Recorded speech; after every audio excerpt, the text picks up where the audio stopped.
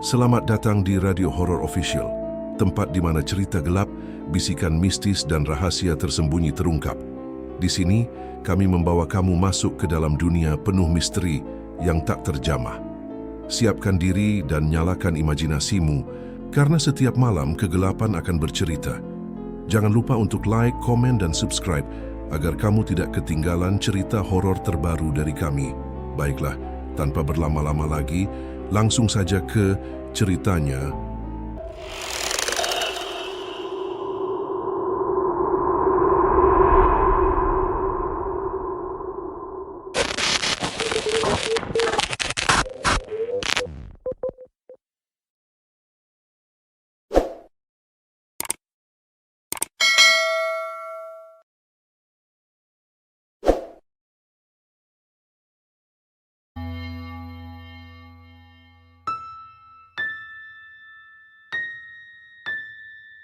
Langit Cilacap mulai berwarna jingga ketika 4 orang muda dengan peralatan kamera besar turun dari mobil bak terbuka. Mereka adalah tim malam terakhir, konten kreator misteri yang sering menelusuri tempat-tempat berhantu di Indonesia.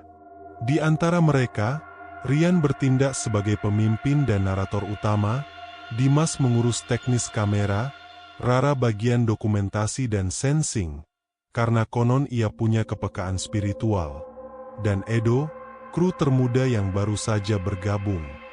"Bener nih kita ke Nusa Kambangan malam ini?" tanya Edo sambil melihat ke arah laut yang mulai menghitam. Rian mengangguk mantap. Justru itu tantangannya. Kalau siang MAH gak ada bedanya sama wisata biasa. Seorang nelayan tua mendekati mereka. Wajahnya dipenuhi keriput dan matanya tajam. Ia memperkenalkan diri sebagai Pak Wiryo, orang yang mereka sewa untuk mengantar ke pulau. Namun dari raut wajahnya, tampak jelas ada rasa enggan. "Kalian yakin mau nyeberang sekarang? Udah hampir maghrib. Ombak di selatan tuh gak sama kayak di laut biasa," ujarnya berat. Rara menatapnya serius. "Kami cuma mau ambil gambar di pantai. Gak bakal lama, Pak."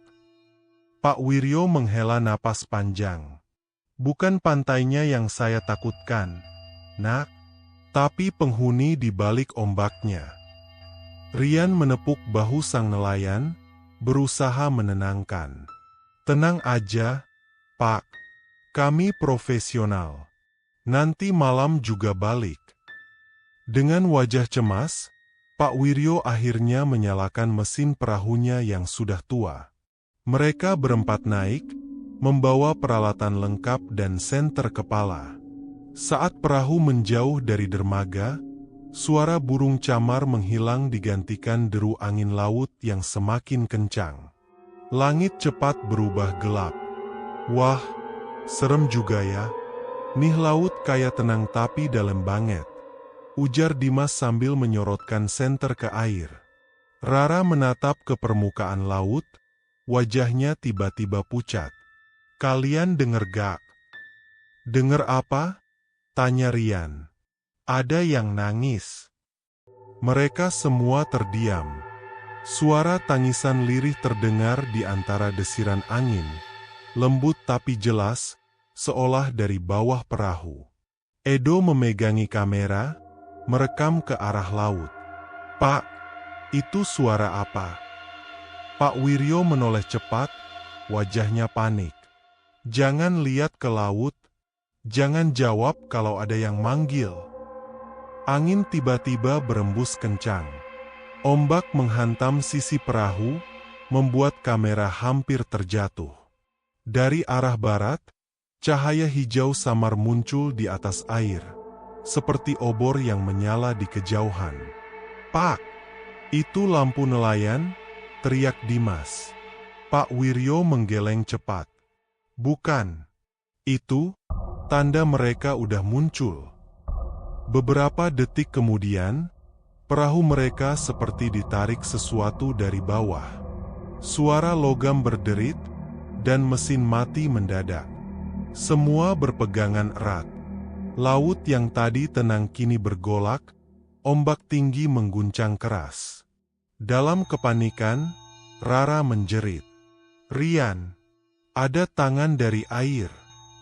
Sekilas mereka melihat sesuatu berwarna pucat, seperti lengan manusia, mencoba mencengkeram sisi perahu. Dimas memukulnya dengan senter, tapi tangan itu langsung lenyap ke dalam air. Ombak terakhir menghantam, perahu terhempas kuat ke arah pantai. Mereka semua terjatuh ke pasir basah. Ketika Rian membuka mata, hanya suara laut yang terdengar.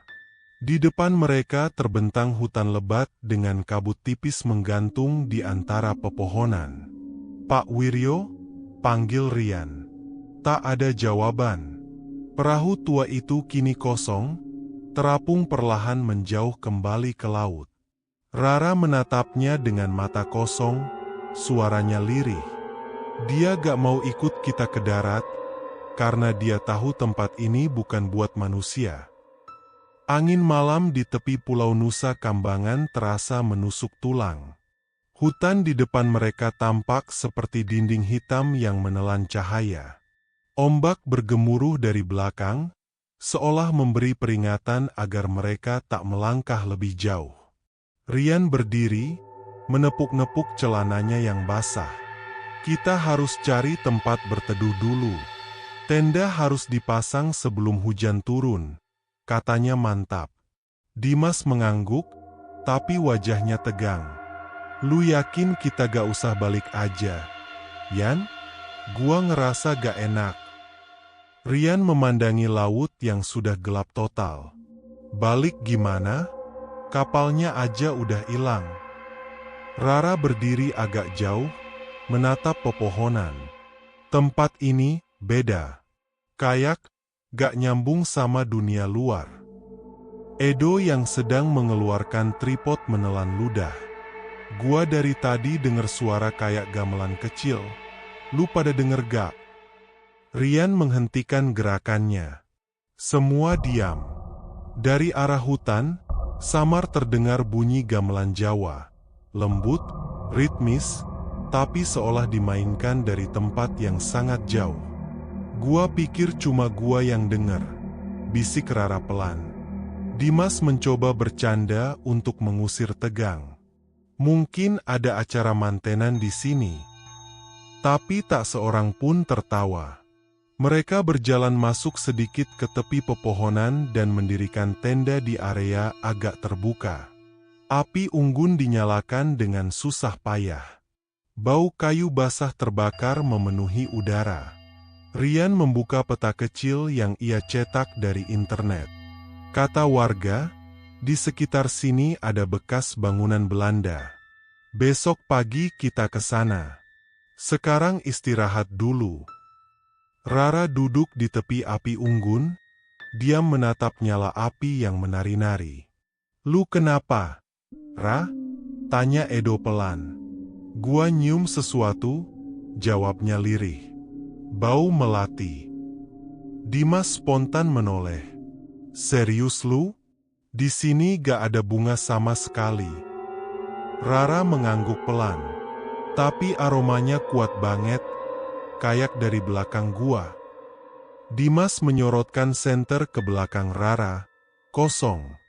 Hanya pohon waru laut berdiri tegak, daunnya bergoyang ringan. Tapi tiba-tiba, senter Dimas bergetar di tangannya. Sekilas, dia melihat bayangan putih panjang di balik pohon itu. "Yan, ada orang," serunya. Rian dan Edo segera menyorot ke arah yang sama, tapi tak ada siapa-siapa. "Gua beneran lihat," ujar Dimas panik. "Bayangan perempuan, pakai kebaya putih panjang." Rara menunduk, wajahnya semakin pucat. "Itu dia, dari tadi ngikutin kita di laut." Angin tiba-tiba bertiup kencang, membuat api unggun bergetar dan nyaris padam. Rian cepat-cepat menutup tenda. Udah, semua masuk tenda. Istirahat. Jangan mikirin yang aneh-aneh." Malam itu, mereka berbaring tanpa bicara. Hanya bunyi ombak dan desau angin yang terdengar. Tapi di antara keduanya, samar terdengar langkah kaki ringan mengitari tenda. Edo menahan napas. "Lu denger, Yan?" bisiknya. Rian membuka mata, menatap ke atas tenda yang bergetar pelan. Suara langkah itu berhenti. Lalu terdengar bisikan perempuan dari arah luar. "Kalian bukan orang sini." Mereka semua menahan napas, tubuh gemetar di dalam tenda. Dan dari luar, aroma melati makin kuat, menyesakkan, seperti berasal dari sesuatu yang berdiri tepat di depan tenda mereka. Pagi datang dengan kabut tebal menutupi seluruh tepi pantai. Udara terasa berat dan lembab, seperti mengandung sisa-sisa hujan yang tak pernah turun. Rian keluar dari tenda, tubuhnya masih pegal setelah malam tanpa tidur. Api unggun sudah padam sejak lama, hanya tersisa abu kelabu yang dingin.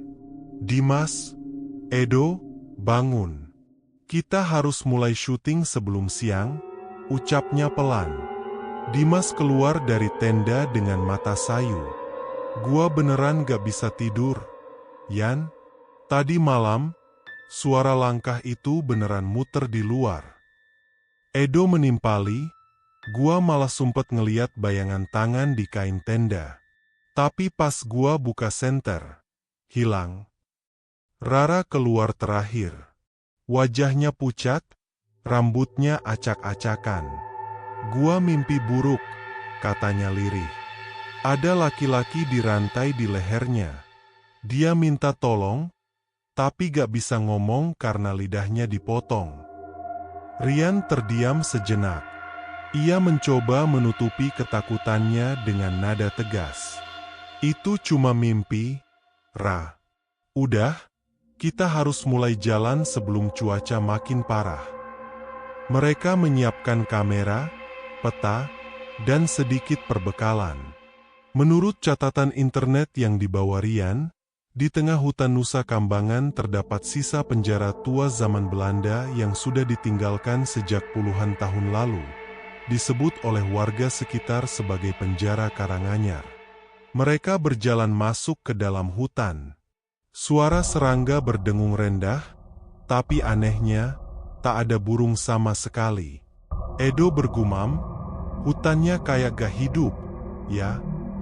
Rara berjalan paling belakang, sesekali menengok ke belakang. Ia merasa seperti diawasi.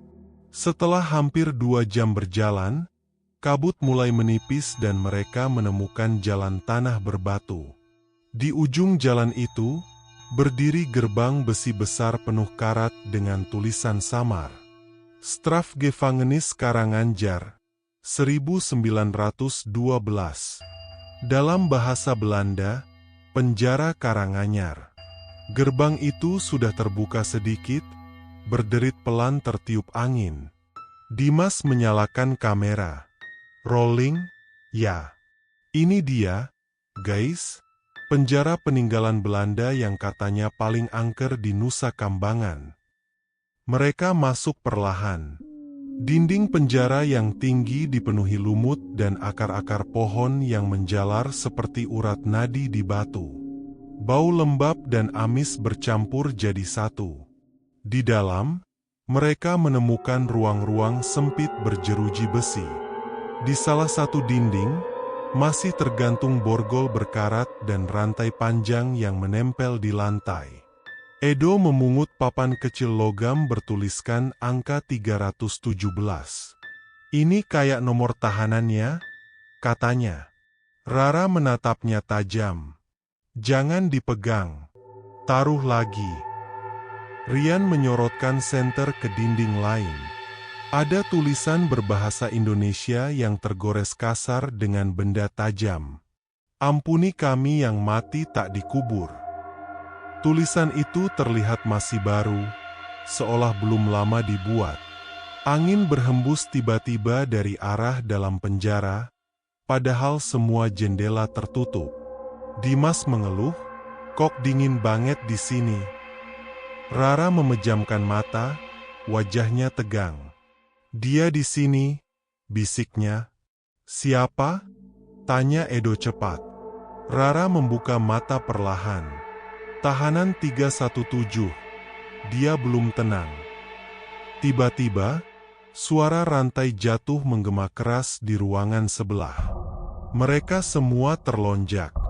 Rian melangkah hati-hati ke arah sumber suara. Saat senter menyorot ke lantai, terlihat bekas jejak kaki berlumpur, tapi hanya satu arah, masuk ke dalam ruangan gelap. Dimas, nyalain kamera. Kita harus lihat ini, kata Rian dengan suara bergetar. Mereka berjalan masuk perlahan. Di ujung lorong gelap itu, Rara berhenti mendadak. Di dinding, terlihat coretan baru, masih basah seperti ditulis dengan darah. 317 belum dikubur. Suara berat dan dalam tiba-tiba menggema di telinga mereka, pelan tapi jelas. Jangan sebut angka itu. Semua menoleh, tapi tak ada siapapun. Udara di dalam penjara mendadak membeku, dan untuk pertama kalinya, mereka menyadari, mereka tidak sendiri. Hari mulai sore, cahaya matahari menembus jendela besi penjara dan menimbulkan bayangan panjang di lantai lembab. Kamera Dimas terus merekam tanpa henti, meski tangannya gemetar. Rian berdiri di tengah ruangan besar, menatap ke arah borgol yang menggantung di dinding. Bayangin, guys, ratusan tahanan pernah disiksa di sini. Beberapa mati tanpa sempat dikubur. Edo menelan ludah. Kayak tempat neraka di dunia. Ya. Rara berdiri agak jauh dari mereka, pandangannya kosong. Neraka gak sepi, kadang isinya masih di sini. Rian berusaha tetap rasional. Kita ambil beberapa fotage lagi terus keluar. Gue gak mau nginep di sini. Dimas mengatur posisi kamera menghadap ruangan utama dan menekan tombol record. Gue set aja mode malam, biar kelihatan lebih creepy. Begitu kamera merekam, udara berubah dingin. Napas mereka terlihat seperti asap tipis. Dari monitor kecil di kamera, Dimas melihat sesuatu aneh. Bayangan hitam berdiri di belakang Rian. "Yan, jangan gerak dulu," bisiknya. "Kenapa?" "Di belakang lu ada." Sebelum ia sempat menyelesaikan kalimatnya, suara rantai beradu terdengar keras. Salah satu borgol di dinding tiba-tiba bergerak sendiri, berputar cepat lalu jatuh menghantam lantai. Semua terdiam. Rara memejamkan mata, tubuhnya gemetar. Bibirnya bergetar pelan, mengucapkan sesuatu yang tak dimengerti. "Ra, lu kenapa?" tanya Edo panik. Rara membuka mata, tapi yang keluar dari mulutnya bukan suaranya. Suaranya berat, serak, dan penuh amarah. "Aku, nomor 317. Rian mundur 2 langkah, wajahnya pucat. "Apa yang lu omongin, Ra?" "Mereka gantung aku, mereka potong kepala aku, tapi tubuhku masih di sini." Rara jatuh berlutut, tangannya mencengkeram tanah. Dari kuku-kukunya keluar darah. Dimas panik menurunkan kamera. "Yan, dia kesurupan." Rian menahan bahunya, mencoba mengguncangnya. "Rara, sadarlah. Lu Rara, bukan siapapun yang lain." Tapi gadis itu menatapnya dengan mata merah menyala, dan berteriak kencang. "Kubur aku. Kembalikan kepalaku." Semua lampu dan senter tiba-tiba padam bersamaan.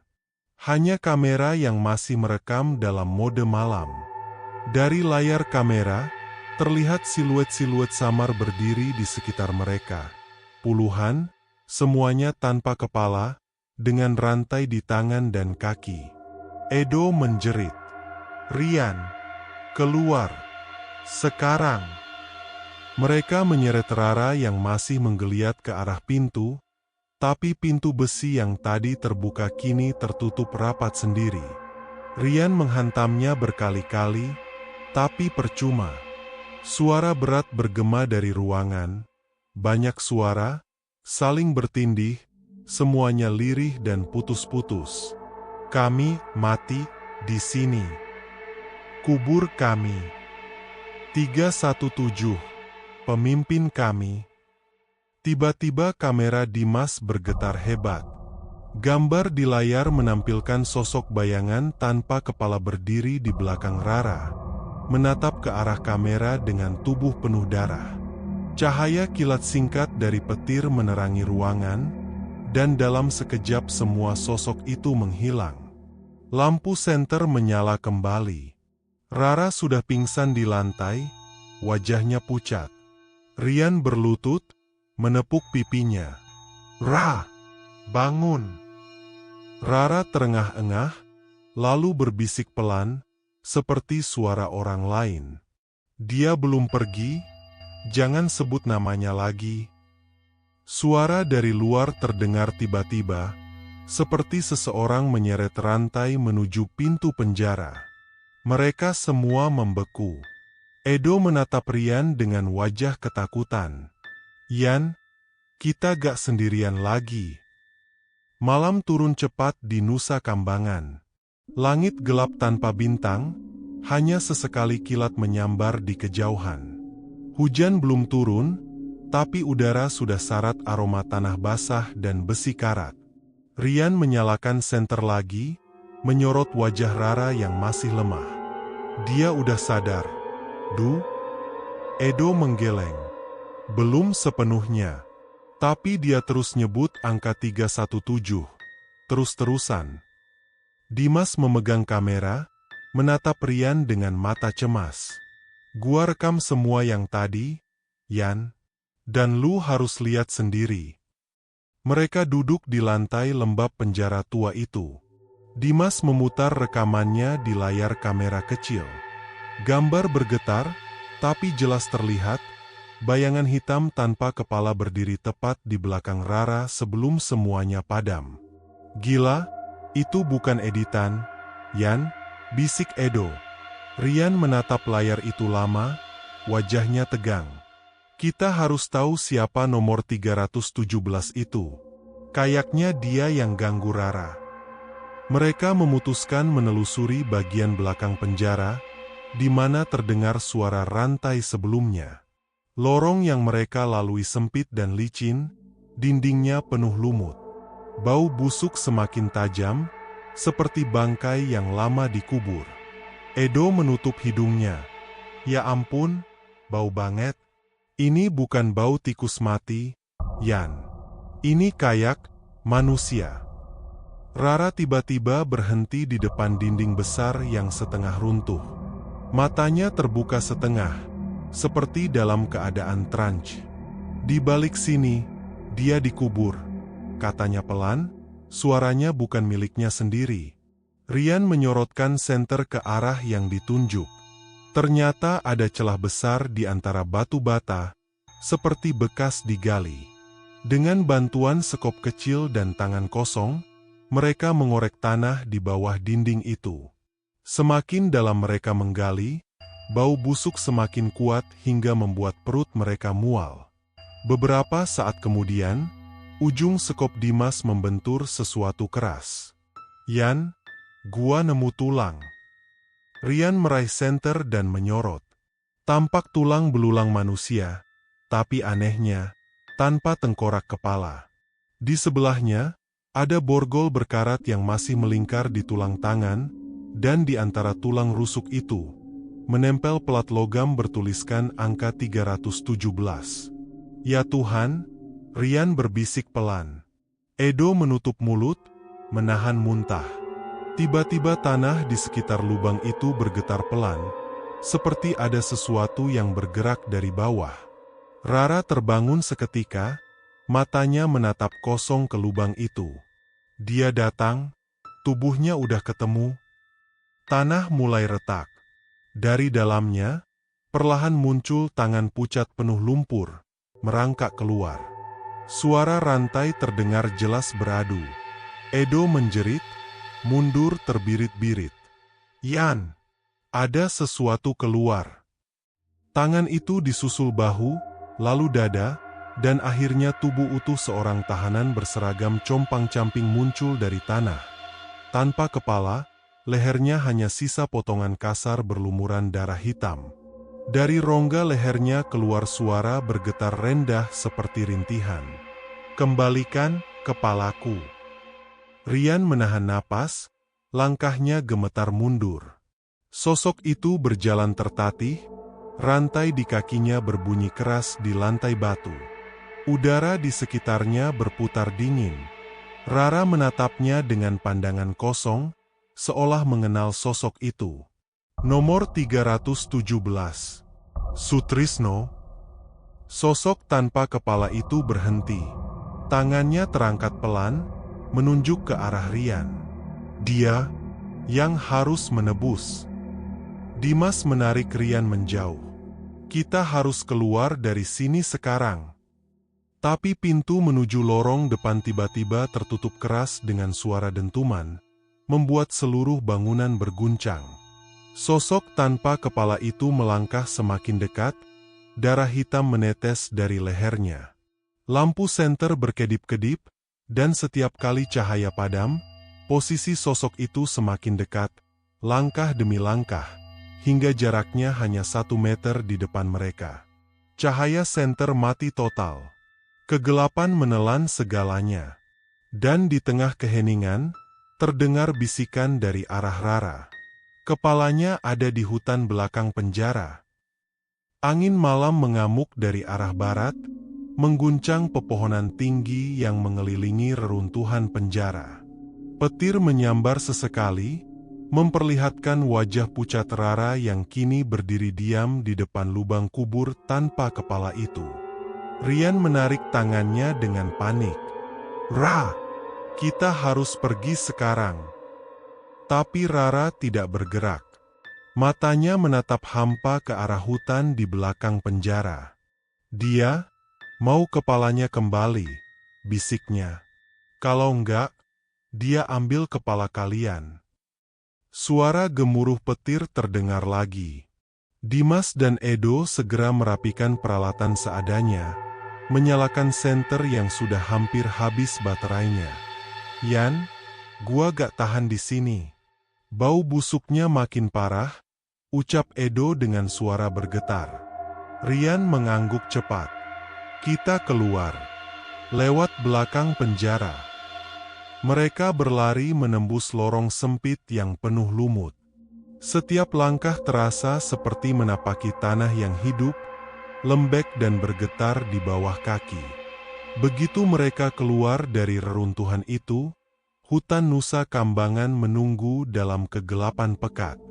Udara di luar terasa lebih dingin, tapi anehnya, tidak ada suara hewan sama sekali. Tak ada jangkrik, tak ada burung malam. Hanya angin yang bersiul lewat pepohonan dan bunyi rantai yang sesekali terdengar, entah dari mana. "Lu denger itu?" tanya Dimas, wajahnya tegang. Rian menoleh cepat.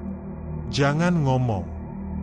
Tapi Dimas menyorotkan senter ke arah kanan, dan seketika mereka semua membeku. Dari sela pepohonan, tampak siluet seseorang berjalan tertatih-tatih. Pakaiannya lusuh seperti tahanan, tapi wajahnya tidak terlihat. Cahaya senter menyentuh kakinya, berantai besi. Siluet itu berhenti, lalu perlahan menoleh. Lehernya kosong. "Lari!" teriak Rian. Mereka berlari tanpa arah menembus hutan, melewati akar-akar besar dan semak belukar yang mencakar kulit. Hujan mulai turun, menambah suasana kacau. Edo terpeleset di tanah licin dan jatuh. "Duh, bangun!" Rian kembali menolongnya, Tapi saat menarik tangannya, matanya membesar ngeri, ada bekas tangan berdarah di bahu Edo, seolah baru saja dicengkeram kuat. Apa ini? Suara Edo bergetar, wajahnya pucat. Dari balik pepohonan, suara rantai kembali terdengar, lebih keras kali ini. Setiap bunyinya diiringi langkah kaki berat. Rara yang berjalan paling belakang tiba-tiba menjerit, "Mereka ikut!" Semua tahanan itu ikut. Senter Dimas bergetar di tangannya, sinarnya menyapu sekeliling. Dalam sekejap, mereka melihat banyak sosok, lusinan bayangan samar. Semuanya tanpa kepala, berdiri diam di antara pepohonan, menatap mereka tanpa mata, tanpa wajah. "Rian, cepat!" Mereka nutup jalan. Rian menarik semua ke arah barat, menuruni jalur menanjak yang tertutup lumut. Mereka tiba di sebuah area terbuka di tengah hutan, seperti lapangan kecil dikelilingi pohon besar. Dimas jatuh terduduk, napasnya tersengal. "Kita di mana ini, Yan?" Rara menatap sekitar, wajahnya berubah pucat pasi. "Ini bukan hutan biasa. Ini tempat mereka dikubur dulu." Edo melihat ke tanah. Dalam sorotan senter, terlihat puluhan gundukan kecil tak beraturan. Di atasnya tertancap papan kayu tanpa nama. Semua hanya bertuliskan angka. 317, 305, 299, dan seterusnya. Tiba-tiba salah satu papan itu bergerak sendiri. Tanah di bawahnya bergetar, membentuk retakan panjang. Dari selat tanah yang terbelah, muncul rantai berkarat dan tangan-tangan pucat merangkak keluar. "Yan, kita dikepung!" teriak Dimas panik. Rian menoleh ke Rara. "Ra, lu yang bisa komunikasi sama mereka. Ngomong apa kek?" Rara menutup mata, mencoba menenangkan diri. Tapi ketika membuka mulut, suaranya lagi-lagi bukan miliknya.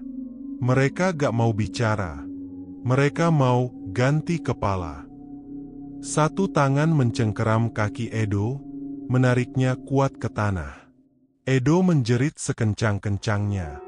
Rian dan Dimas menarik tubuhnya sekuat tenaga. Tapi makin lama, Edo seperti diseret oleh kekuatan tak terlihat. Tepat sebelum tubuhnya tertelan tanah, dari arah pepohonan terdengar suara azan lirih, samar seperti gema dari kejauhan. Semua tangan yang keluar dari tanah berhenti bergerak. Hujan pun tiba-tiba reda. Rian terengah-engah, menatap ke arah sumber suara, tapi tidak melihat siapapun. Rara berbisik pelan, "Ada yang lindungi kita." Namun sebelum mereka sempat bernafas lega, suara berat bergema di seluruh hutan. Belum selesai, belum semua dikubur. Dimas menatap Rian, wajahnya pucat. "Yan, lu denger itu kan?" Rian menatap sekeliling, menyalakan senter terakhirnya.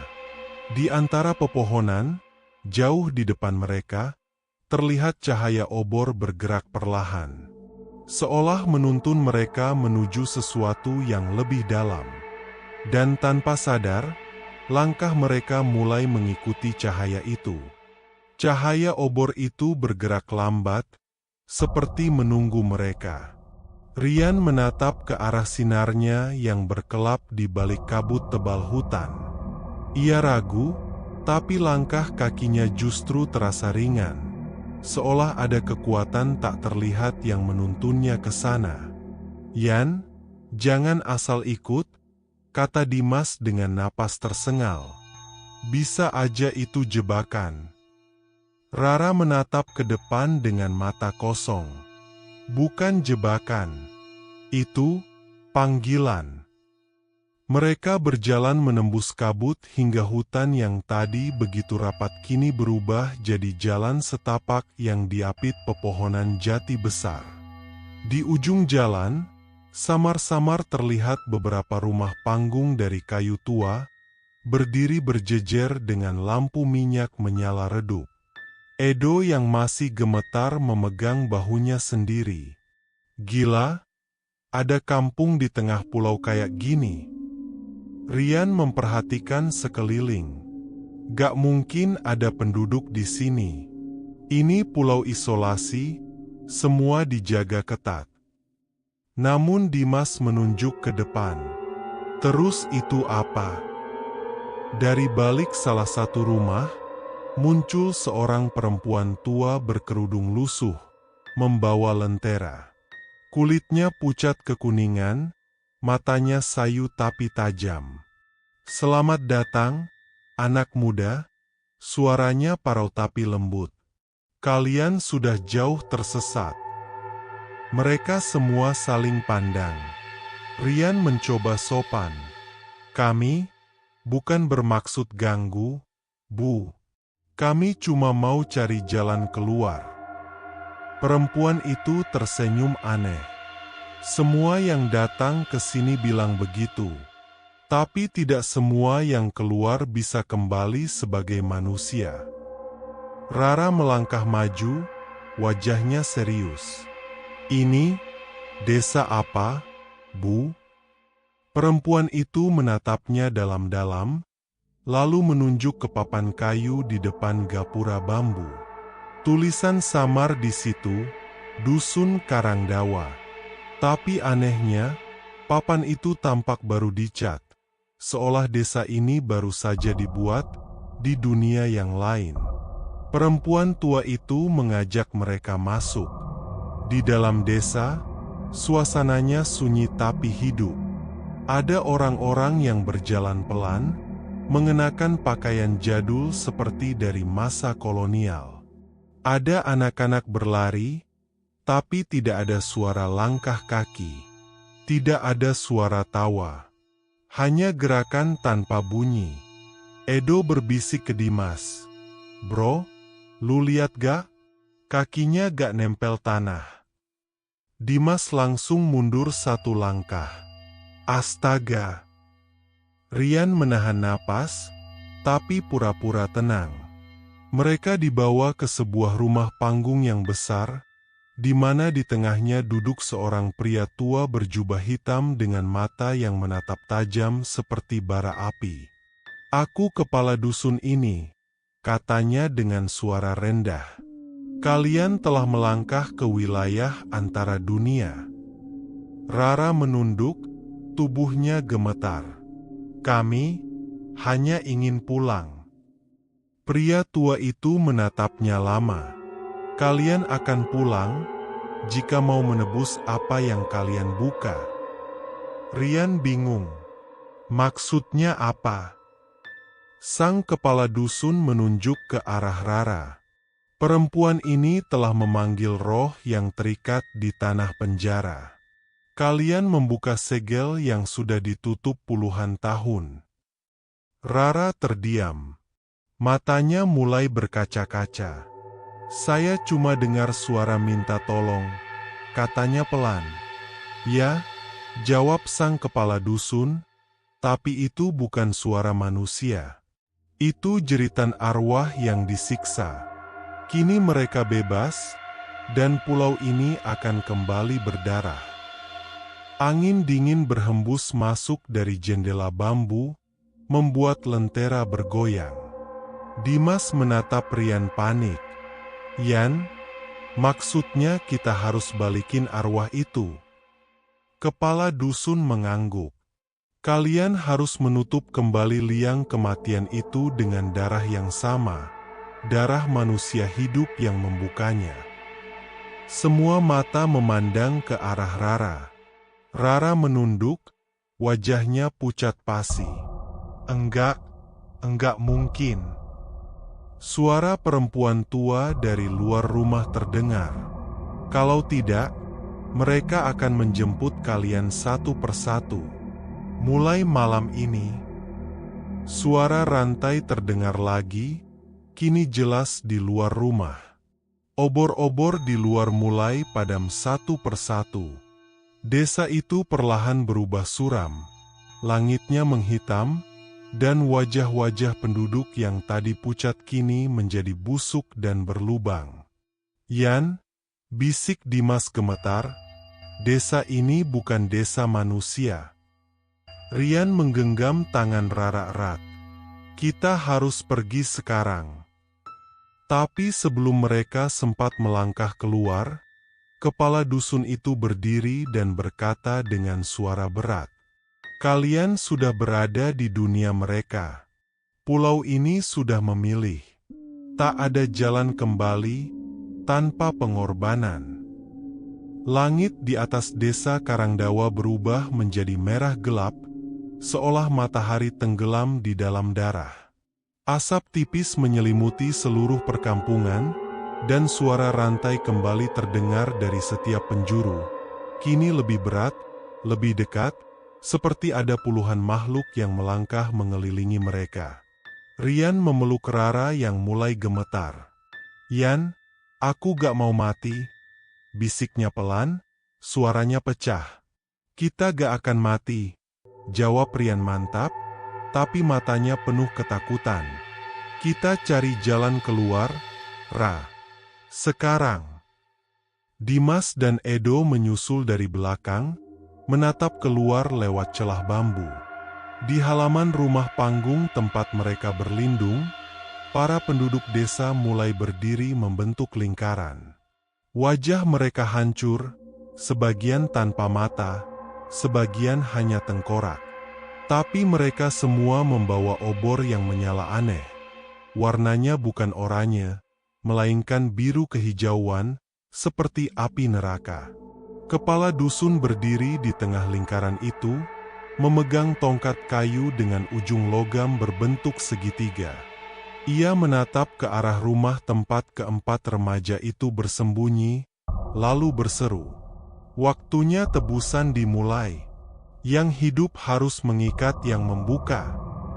Rara langsung menutup telinganya dan menjerit, "Jangan dengar! Jangan dengar mereka!" Namun Dimas memegang bahunya. "Ra, dengar dulu, maksudnya apa sih?" Belum sempat ia melanjutkan, pintu rumah panggung itu terbuka sendiri dengan suara keras. Angin dingin menerpa wajah mereka, dan dari kegelapan di luar, terlihat bayangan hitam berantai merangkak perlahan masuk. Bau busuk seperti mayat lama memenuhi ruangan. Edo berteriak, "Yan, itu tahanan yang tadi di hutan." Rian menarik semua keluar lewat jendela belakang, berlari ke arah jalan setapak yang menurun. Tapi anehnya, setiap arah yang mereka tuju, selalu kembali ke halaman desa yang sama.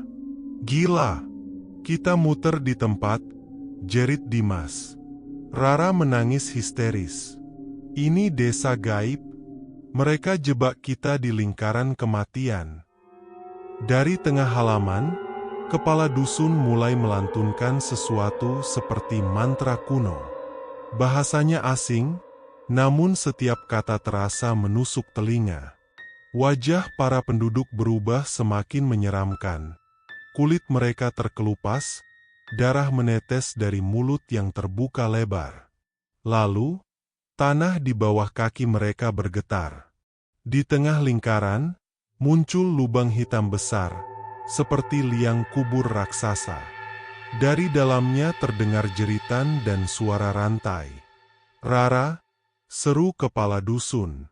"Kau yang memanggil, kau yang harus menutupnya. Satu tetes darahmu, atau mereka akan menjemput semuanya." Rara menatap Rian, wajahnya hancur oleh tangis. "Yan, kalau aku yang harusnya mati, kamu jangan lawan. Aku udah salah dari awal." Rian mengguncang bahunya keras. "Enggak, gak ada yang mati malam ini. Gua gak bakal biarin." Edo, panik, menatap ke langit yang kini mulai berputar aneh seperti pusaran. "Lihat, langitnya. Ada wajah, Yan. Dan benar, di atas mereka, kabut merah itu membentuk bayangan wajah tanpa mata. Mulutnya terbuka menganga, seolah menelan seluruh desa. Suara kepala dusun makin keras. Darahlah yang membuka, darahlah yang menutup. Tiba-tiba, Rara menjerit. Pisau kecil yang entah dari mana muncul kini berada di tangannya. Mungkin muncul dari kekuatan gaib desa itu sendiri. Tangannya bergetar. Kalau ini satu-satunya cara, aku rela. Rian merebut pisau itu dengan cepat. Enggak. Kalau memang harus ada darah, gua aja. Ia menggoreskan pisau ke telapak tangannya. Darahnya menetes ke tanah. Tapi yang terjadi malah lebih buruk. Lubang hitam itu membesar. Angin histeris keluar darinya, meniup obor-obor hingga padam semua. Kepala dusun tertawa seram. Bodoh. Hanya darah yang dipilih yang bisa menutup, bukan darah sembarangan. Rara berlutut, menatap lubang itu yang kini memperlihatkan ratusan tangan berdarah mencoba keluar. Mereka meraih, mencakar, dan berteriak meminta kepala. Edo menjerit, Yan, Dimas. Mereka keluar. Dimas mengangkat kayu untuk memukul, tapi tangannya ditarik oleh tangan mayat dari tanah. Dan dalam sekejap, tubuhnya lenyap ke dalam lubang. Dimas! Jeritan Rian menggema, tapi yang tersisa hanya bau darah dan suara rantai. Rara akhirnya berdiri, wajahnya pasrah. Ia menatap Rian dengan air mata mengalir. Kalau aku gak ngelakuin ini, semuanya mati. Sebelum Rian sempat menghentikannya, Rara menancapkan pisau ke dadanya sendiri. Darahnya menetes ke tanah, langsung mengenai bibir lubang hitam itu. Tanah bergetar keras. Jeritan berhenti. Semua menjadi sunyi. Lubang itu perlahan menutup, lalu desa Karangdawa menghilang dalam sekejap. Rian terbangun sendirian di tengah hutan. Kabut sudah lenyap. Hujan reda. Tidak ada rumah, tidak ada penduduk, tidak ada Rara, Edo, atau Dimas. Hanya tanah berlumpur dan bekas rantai berkarat yang menancap di akar pohon. Rian menatap tangannya yang masih berdarah. Di telapak tangannya kini terukir angka 317. Sama seperti angka di nisan-nisan tadi. Rara, lo di mana? Dari kejauhan, terdengar suara perempuan memanggil lirih. Yan, aku udah di sisi mereka. Dan di ujung hutan, tampak satu bayangan perempuan berjalan perlahan, dengan wajah pucat dan darah di dada. Rara menatapnya untuk terakhir kali sebelum kabut menelannya kembali. Kabut perlahan menghilang. Angin laut dari selatan membawa aroma asin yang menusuk hidung. Rian berdiri terpaku di tepi pantai, tubuhnya penuh lumpur dan darah kering. Ia tak tahu bagaimana bisa sampai di situ. Terakhir yang ia ingat hanyalah suara Rara. Lalu semuanya gelap. Ombak menghantam karang keras di bawah tebing.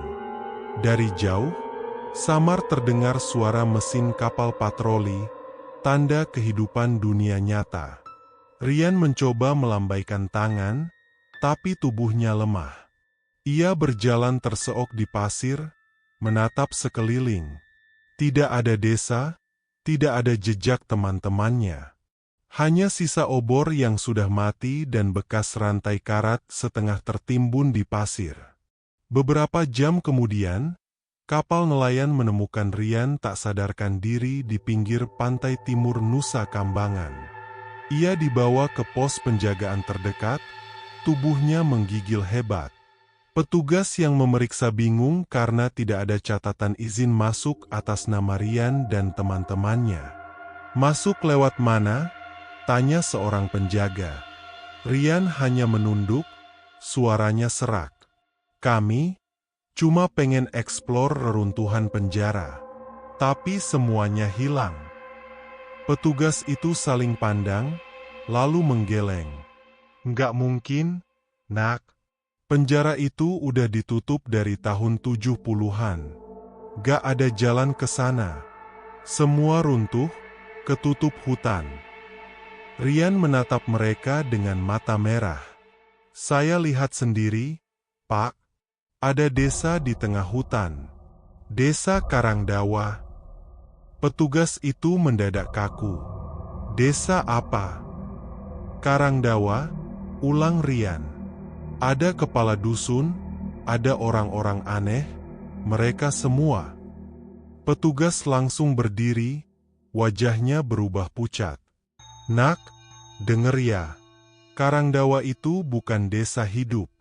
Itu kampung tahanan masa Belanda, tempat eksekusi massal. Semua penduduknya udah mati puluhan tahun lalu. Rian membeku. Tapi saya lihat sendiri mereka hidup. Saya bicara sama mereka. Penjaga itu menarik napas dalam. Kalau benar kamu lihat, berarti mereka yang manggil kamu ke sana. Suasana di pos jadi mencekam. Beberapa nelayan menatap Rian dari kejauhan, berbisik-bisik pelan. Salah satu dari mereka, seorang bapak tua, mendekat dan berkata lirih, "Kau orang keempat yang ditemukan dari hutan itu tahun ini. Tapi cuma kau yang masih hidup. Yang lain cuma jasad, dan di tangannya ada angka." Rian langsung menatap telapak tangannya. Di sana, masih jelas terukir angka 317, seperti dibakar di bawah kulit. Ia menggigil. "Mereka, nyeta ini waktu aku di sana." Bapak tua itu menggeleng pelan. "Bukan mereka. Itu tanda kutukan. Nomor 317 itu salah satu tahanan yang gak pernah ditemukan jasadnya. Mungkin arwahnya sekarang melekat di tubuhmu." Malam harinya, Rian berusaha tidur di ruang penjagaan, tapi suara rantai terus terdengar dari luar jendela. Ketika ia membuka mata, bayangan Rara berdiri di sudut ruangan, wajahnya pucat, darah masih menetes dari dadanya. "Rara?" bisiknya. Rara tersenyum samar, tapi matanya kosong. "Aku tutup pintu mereka, tapi sebagian tetap ikut kamu. Mereka gak mau berhenti sebelum semua kepala kembali." Rian mundur pelan, tubuhnya gemetar. "Rara, tolong, jangan ganggu aku." Rara hanya menatapnya tanpa ekspresi, lalu berbisik, "Kamu harus kembalikan yang mereka cari, sebelum angka itu berubah jadi namamu sendiri." Dan tiba-tiba, Rara menghilang. Namun dari cermin kecil di dinding, Rian melihat pantulan wajahnya sendiri, tapi tanpa kepala. Ia berteriak sekeras-kerasnya. Keesokan paginya, penjaga menemukan Rian duduk diam di lantai, memandangi tangannya yang kini bertuliskan angka baru, 318. Malam itu di Cilacap, udara terasa berat. Langit hitam menggantung tanpa bintang. Rian berdiri di depan kaca jendela penginapan kecil tempat ia ditampung oleh petugas, menatap laut lepas yang memantulkan cahaya bulan samar. Tangannya gemetar. Di kulitnya kini terukir angka 318, dan setiap kali ia menyentuhnya, kulit di sekitarnya terasa dingin seperti logam. "Rara," gumamnya pelan, "kenapa lo tinggalin gue di sana?" Tiba-tiba lampu kamar berkelip 3 kali. Angin masuk lewat celah jendela, membawa aroma laut bercampur bau busuk mayat. Cermin di hadapannya berembun pelan, dan perlahan-lahan muncul tulisan samar dari balik kabut kaca. "Satu lagi akan datang." Rian terkejut mundur.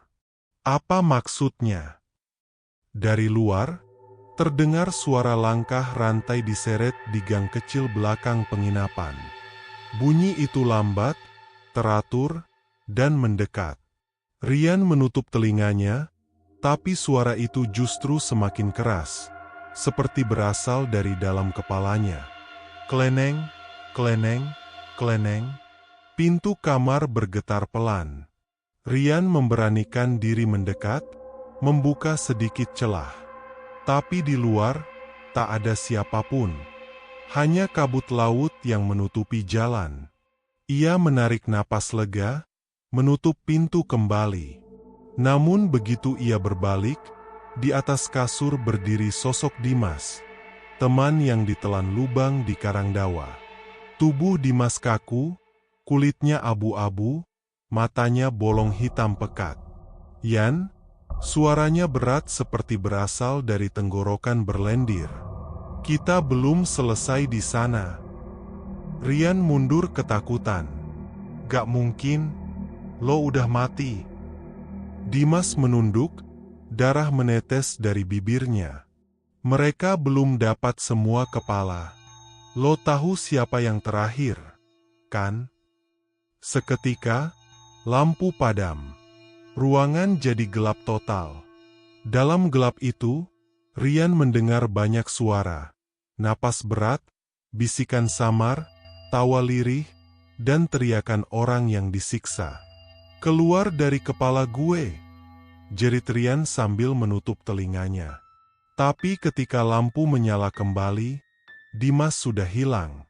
Yang tersisa hanya noda lumpur dan darah di lantai, serta rantai pendek berkarat tergeletak di bawah kasur. Keesokan paginya, pemilik penginapan menemukan kamar Rian berantakan. Ia mengeluh, anak itu pergi semalaman. Tapi sebelum pergi, dia nulis sesuatu di tembok. Tulisan itu besar, dengan darah.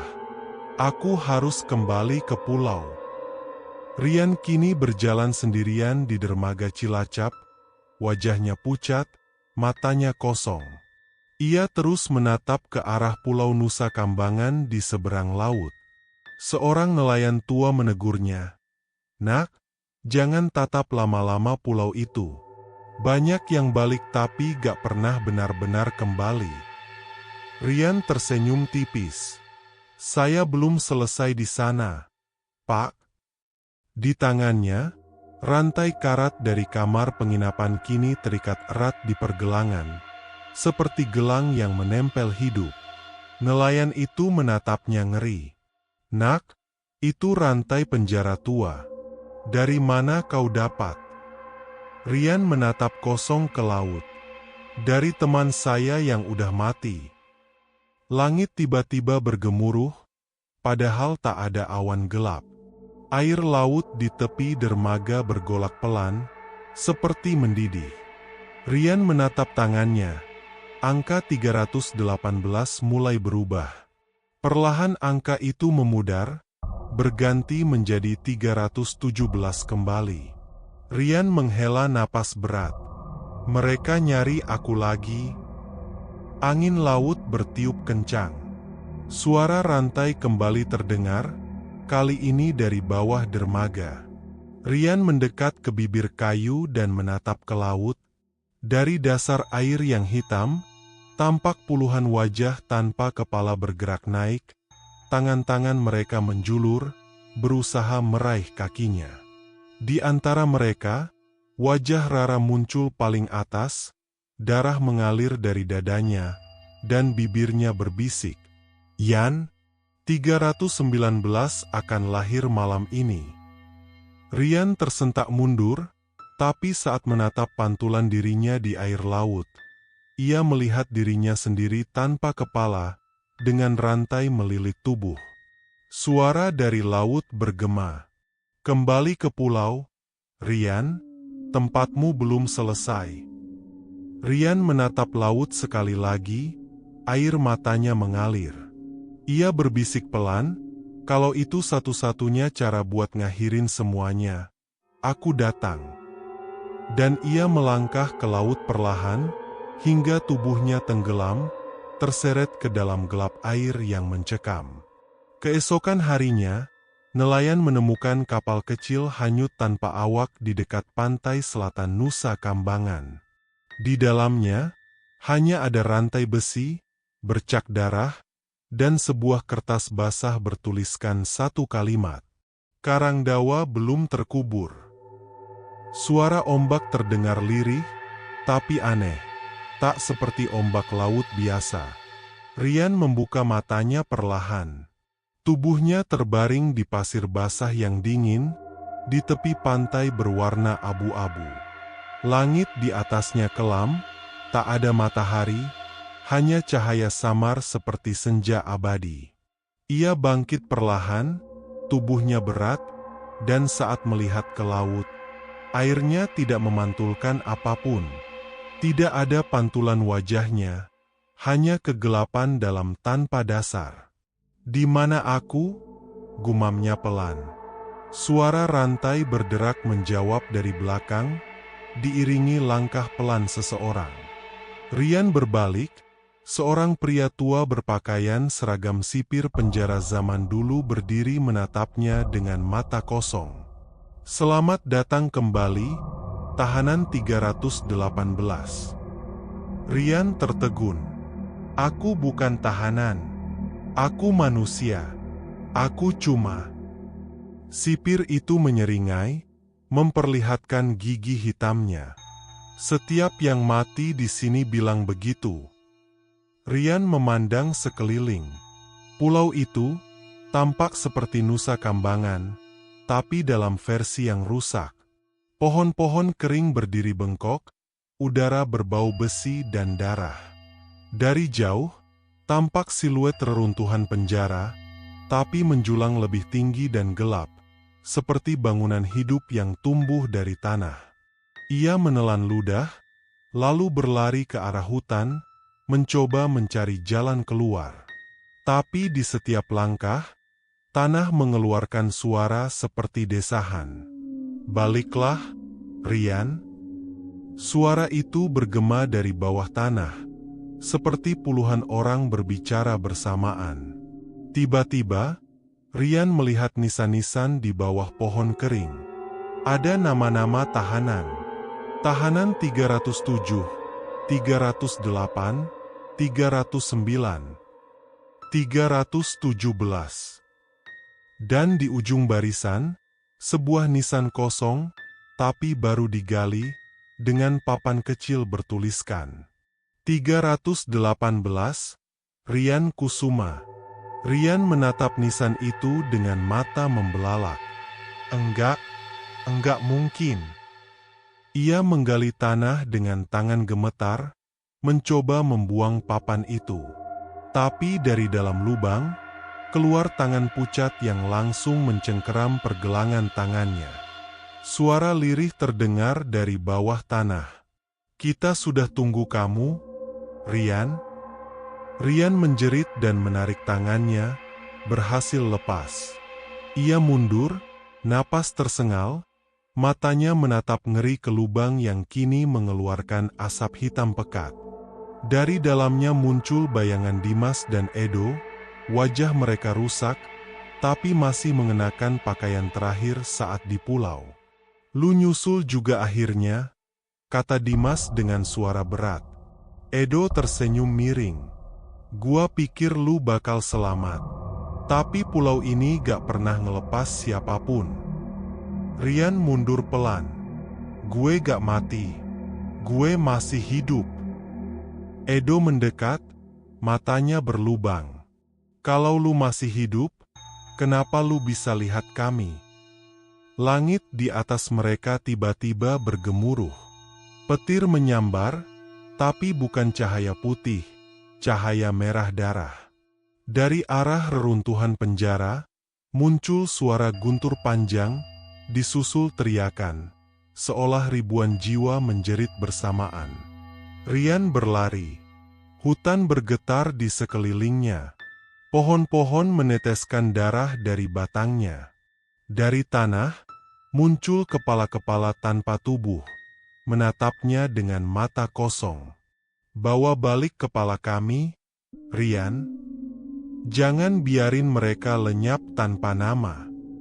Suara-suara itu terus mengikuti, menggema di seluruh pulau. Rian terjatuh, lututnya berdarah. Ia menatap ke depan dan melihat sesuatu di tengah kabut. Rara. Ia berdiri di sana, mengenakan gaun putih yang kini penuh darah. Matanya kosong, tapi lembut. Rara, suara Rian pecah. Kenapa semua ini belum selesai? Lo udah ngorbanin diri, kan? Rara mendekat perlahan, tanpa menyentuh tanah. Karena yang lo pikir korban, bukan aku. Rian bingung. Maksud lo? Rara tersenyum pahit. Yang dipilih pulau ini bukan aku, tapi kamu. Aku cuma gantiin tempatmu sebentar. Tapi waktu lo balik, roh pulau ini nuntut haknya. Rian tertegun, menatap tangannya yang kini kembali meneteskan darah. Di kulitnya, angka 318 mulai membara merah. Lo gak bisa kabur lagi, Yan? Lanjut Rara dengan suara bergetar. Sekarang lo bagian dari mereka. Rian mundur, menatap sekeliling. Dari kabut, muncul lusinan tahanan tanpa kepala, berjalan menuju mereka berdua, membawa rantai dan besi berkarat. Rara menatapnya sedih. Lo harus pilih, Yan. Jadi bagian dari mereka, atau bakar pulau ini bersama semuanya. Bakar. Ya, bakar penjara itu. Hancurin akar kutukan mereka. Tapi kalau lo lakuin itu, lo gak bakal bisa balik ke dunia manusia. Rian terdiam. Pandangannya berpindah dari Rara ke reruntuhan penjara yang kini berdiri di kejauhan, hitam dan menjulang seperti menara kematian. Kalau itu satu-satunya cara buat ngeluarin lo dari sini, gua bakar semuanya. Rara meneteskan air mata darah. Kalau gitu, pulau ini bakal menangis bersamamu. Dan dari kejauhan, penjara tua itu mulai bergetar, seolah sudah tahu bahwa akhirnya akan datang. Langit di atas Nusa Kambangan bergulung merah, seperti lautan darah yang bergejolak. Rian berdiri di depan reruntuhan penjara tua itu, tempat di mana segalanya bermula, tempat yang menyimpan ribuan arwah terkutuk yang tak pernah pergi. Udara panas, tapi bukan karena api. Panasnya datang dari dalam tanah, dari amukan jiwa-jiwa yang tersiksa. Rara berdiri di sampingnya, wajahnya pucat tapi tenang. Kalau lo nyalain api ini, semua roh bakal kebakar. Termasuk gue, Rian. Rian menatapnya dalam. Kalau itu bisa bikin lo bebas, gue rela. Tangannya menggenggam obor yang ia temukan di dekat reruntuhan. Api kecil di ujungnya menari, tapi berwarna biru. Ia melangkah ke dalam penjara yang kini berubah. Dindingnya hidup, berdenyut seperti urat manusia, dan setiap langkah diiringi jeritan dari batu-batu itu sendiri. Dari dalam lorong, muncul barisan tahanan tanpa kepala, mengenakan rantai di dada. Mereka berhenti beberapa meter di depan Rian. Salah satu di antara mereka berbicara dengan suara berat. Kami ingin bebas, tapi darahmu harus jadi kuncinya. Rian menarik napas dalam, mengangkat obor itu tinggi. Kalau itu yang kalian mau, ambil semuanya. Asal jangan biarkan pulau ini ngurung siapapun lagi. Tahanan-tahanan itu menunduk. Dari kegelapan, muncul Dimas dan Edo. Wajah mereka kini tidak lagi rusak, melainkan tenang. Edo menepuk bahunya pelan. Akhirnya lu ngerti, Yan? Pulau ini gak butuh korban, tapi penebus. Rian menatap mereka, matanya basah. Maaf, gue gak bisa nyelamatin kalian dulu. Dimas tersenyum kecil. Sekarang lu udah nyelametin semuanya. Lalu Rian menancapkan obor itu ke tanah. Api biru langsung menjalar ke seluruh ruangan, membakar dinding hidup yang berteriak seperti makhluk sekarat. Rara berteriak pelan, tubuhnya mulai memudar, wajahnya damai. Terima kasih, Rian. Api semakin besar. Suara jeritan berubah jadi nyanyian panjang dalam bahasa yang tak bisa dipahami. Langit di atas penjara itu retak, seolah membelah antara dunia manusia dan dunia arwah. Rian menatap ke langit sambil berbisik, "Sekarang, lo semua bebas." Api melahap segalanya. Tubuh Rian terbakar, tapi tak menjerit. Ia hanya menutup matanya, tersenyum kecil saat melihat Rara terakhir kali, tersenyum lembut sebelum lenyap bersama cahaya. Lalu, semuanya hening. Beberapa minggu kemudian, tim pencari dari pihak berwenang menemukan reruntuhan bangunan tua di ujung selatan Nusa Kambangan. Tidak ada catatan bangunan itu sebelumnya. Yang mereka temukan hanyalah tulang belulang manusia bercampur dengan besi karat dan tulisan aneh di tembok batu. 318, pembebas terakhir. Di pantai dekat reruntuhan itu, seorang nelayan mengaku pernah melihat sosok pria berjalan ke arah laut saat fajar.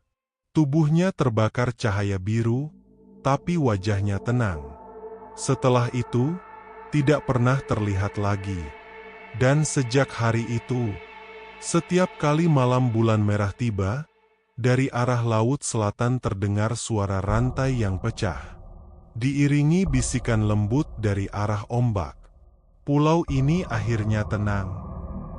Dan itulah akhir kisah tentang Rian Kusuma, pria yang berani menantang kutukan di pulau terlarang, Pulau Nusa Kambangan. Pulau yang selama ini dikenal sebagai tempat buangan para narapidana kelas berat, ternyata menyimpan rahasia yang jauh lebih kelam daripada sekadar penjara. Rian bukan hanya saksi dari kengerian itu, tapi juga menjadi penebus terakhir, membakar penjara kutukan dan melepaskan ribuan arwah yang terjebak di sana selama ratusan tahun. Namun setiap api punya bayangan, dan hingga hari ini, tak ada yang tahu pasti apakah jiwa Rian benar-benar bebas. Beberapa nelayan mengaku, setiap malam bulan merah, mereka mendengar suara rantai yang pecah dari tengah laut, dan sesosok bayangan terbakar biru berjalan di atas ombak, menatap ke arah daratan. Mungkin itu Rian. Atau mungkin hanya satu dari ribuan jiwa yang belum tenang. Yang pasti, Nusa Kambangan bukan sekadar pulau. Ia hidup. Ia mengingat. Dan untuk kalian yang berani melangkah ke sana, ingat satu hal. Bukan kalian yang melihat pulau itu, tapi pulau itu yang sedang menatap kalian. Terima kasih sudah mendengarkan kisah ini di Radio Horor Official. Jangan lupa, matikan lampu sebelum tidur malam ini.